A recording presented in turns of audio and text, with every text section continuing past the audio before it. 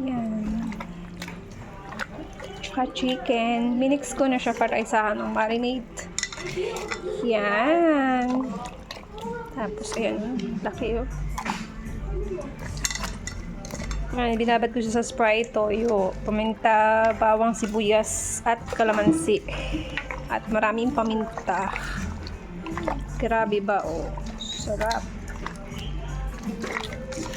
Bata tayo ng ating ketchup.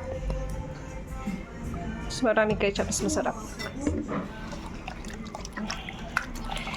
Don't worry, sa kamay ko malinis yan at talagang pinudpud ko yung daliri ko para walang dumi-duming nakasiksik.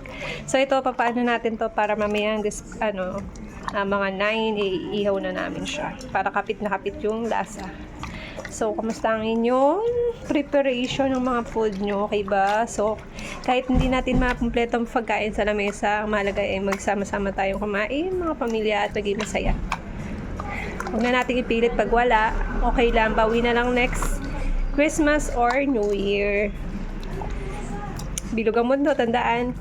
Kahit wala tayo ngayon, pagsaluhan, ang mahalaga ay magkakasama at nagkakaintindihan ng bawat pamilya at may respeto sa isa't isa.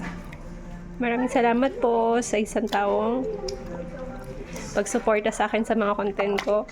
At huwag po kayong magsasawa. At huwag po sana kayong umalis sa page ko or iwan ako hanggang mag 1 million tayo. Sana. Maraming salamat po mga may love sa akin. Supporter at laging nag-engage at nagsishare ng aking content. Kayo ang aking lakas kung bakit patuloy pa rin akong gumagawa ng content ko araw-araw. Kahit nakakapagod pagsabayin ang pagiging nanay at content creator.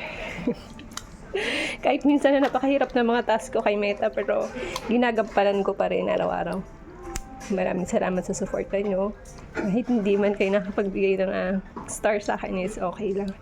As long as nakakapag-engage kayo at nakapag-share at comment and like sa aking mga content.